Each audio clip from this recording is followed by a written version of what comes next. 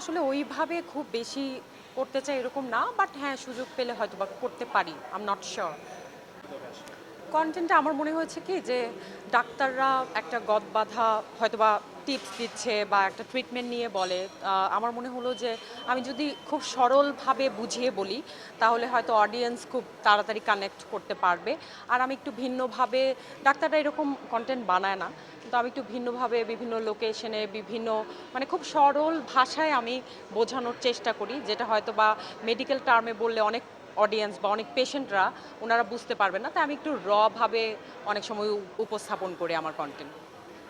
না, আপনাকে একটা কথা বলি, ডাক্তারদের অবস্থা বাংলাদেশে খুবই খারাপ। একটা ডাক্তারের বেতন খুবই কম, যেটা একটা ড্রাইভারের বেতনের চেয়েও কম, এটা আমি সবসময় বলি। এত কষ্ট করে 5 বছর পড়াশোনা, এক বছর ইন্টার্নশিপ, তারপর পোস্ট গ্র্যাজুয়েশন আছে। তো এই এমবিবিএস করার পর একটা ডাক্তারের বেতন কত হয় জানেন? 20,000 টাকা। সো আমি মনে করি যে আমাদের দেশে কোনো গলা কাটার ব্যাপারটা সেটা ভিন্ন ব্যাপার, যেটা আপনি বলছেন যে হ্যাঁ অনেক সময় অনেক ট্রিটমেন্ট এক্সপেন্সিভ, কিন্তু আপনি যদি চিন্তা করেন আমাদের দেশে ওষুধ কত, মেডিসিনের কথা আমি বলছি, মেডিসিন কত সস্তায় পাচ্ছেন আপনি, হয়তো 10 টাকায় নাপা পাচ্ছেন, 5 টাকায় গ্যাসের ট্যাবলেট পাচ্ছেন, বিদেশে কিন্তু এটা আরও অনেক বেশি এক্সপেন্সিভ। তো আমাদের দেশে আমার মনে হয় যে ট্রিটমেন্ট থেকে শুরু করে, এবং সবচেয়ে বড় কথা আমাদের দেশের ডাক্তাররা অনেক ভালো।